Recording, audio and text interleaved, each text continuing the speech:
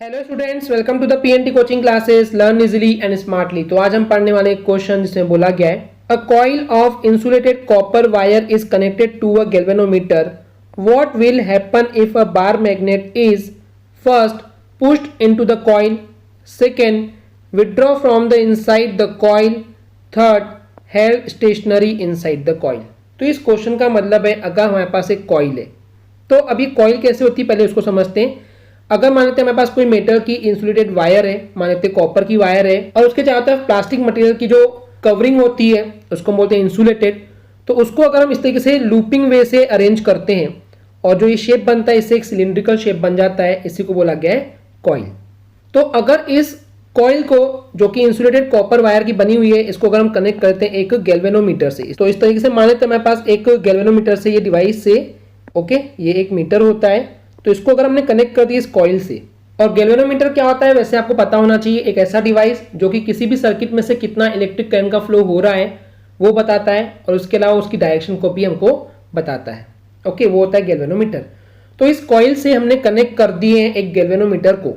तो यहाँ पे क्वेश्चन बोल रहा है कि क्या होगा अगर हम एक बार मैग्नेट को लेके आते हैं। बार मैग्नेट क्या होता है? एक ऐसा मैग्नेट जिसके दो पोल्स होते हैं, एक पोल्स होता है नॉर्थ और दूसरा होता है साउथ। तो अगर हमारे पास एक बार मैग्नेट है और इसको हम पुश कर रहे हैं, यानी कि डाल रहे हैं इस कॉइल के अंदर, यानी कि इस कॉइल के अंदर इस तरीके से अगर हम बार मैग्नेट को अंदर लेके जाते हैं, ओके, ये जो लूप्स हैं इन लूप्स के बीच में स्पेस होता है, तो इस लूप में से, इस स्पेस में से अगर हम एक बार मैग्नेट को अंदर डालते हैं तो क्या होगा। उसके बाद अगर हम इस कॉइल में अंदर रखा हुआ मैग्नेट है उसको अगर हम विड्रॉ करते हैं, बाहर निकालते हैं इस समय, तो क्या होगा। तीसरा कंडीशन पूछा गया कि अगर ये इस कॉइल के अंदर बार मैग्नेट स्टेशनरी है, यानी कि सिर्फ रखा हुआ है, अंदर ही है, ना वो अंदर जा रहा है और ना ही वो बाहर आ रहा है, सिर्फ वो रखा हुआ है, रेस्ट मोड पे है, एक ही जगह रखा हुआ है, हिल नहीं रहा है, तो क्या होगा। तो चलिए समझते हैं इसको आंसर से। तो इस गैल्वेनोमीटर के अंदर एक सुई होती है, नीडल जिसको हम बोलते हैं, ओके, जो कि डायरेक्शन को दिखाता है, इलेक्ट्रिक करंट की फ्लो होने की डायरेक्शन को दिखाता है। तो ये जो नीडल है गैल्वेनोमीटर की, ये मोमेंटरी डिफ्लेक्शन को शो करता है एक पर्टिकुलर डायरेक्शन में। यानी कि देखिए, तो सबसे पहले आप इस चीज को समझिए, अभी जो हम ये आंसर देख रहे हैं किस कंडीशन में देख रहे हैं कि बार मैग्नेट को हम पुश कर रहे हैं कॉइल के अंदर। तो उस केस में क्या होगा कि जो नीडल है गैल्वेनोमीटर की, जो सुई है, वो एक पर्टिकुलर डायरेक्शन में क्या करेगा, मोमेंटरी डिफ्लेक्शन दिखाएगा। डिफ्लेक्शन यानी कि मूवमेंट दिखाएगा। मान लेते हैं इलेक्ट्रिक करंट के फ्लो होने की डायरेक्शन इस साइड पे है, तो ये थोड़ा सा इधर बेंड होगी, ओके। तो मोमेंट के अकॉर्डिंग, जो इलेक्ट्रिक करंट का जो मोमेंट है उसके अकॉर्डिंग डिफ्लेक्शन दिखता है। जो नीडल है वो हिल जाती है, डिफ्लेक्शन का मतलब होता है ये हिलना। तो एक पर्टिकुलर डायरेक्शन में बेसिकली ये मूवमेंट दिखाएगी गैल्वेनोमीटर की नीडल।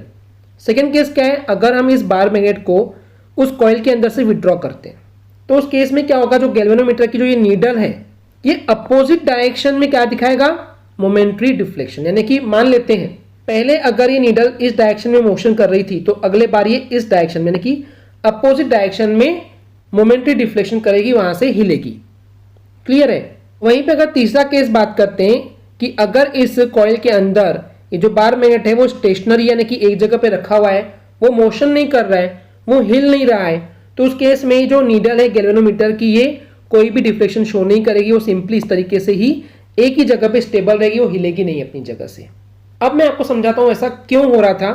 बिकॉज जब इस कॉइल के अंदर हम बार मैग्नेट को मोशन कर रहे थे तो उस केस में उस कॉइल के अंदर इलेक्ट्रिक करंट का फ्लो होना स्टार्ट हो जा रहा था, बिकॉज ऑफ बार मैग्नेट के आसपास एक मैग्नेटिक फील्ड होता है।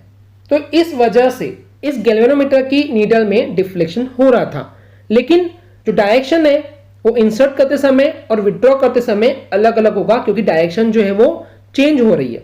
किसकी डायरेक्शन चेंज हो रही है?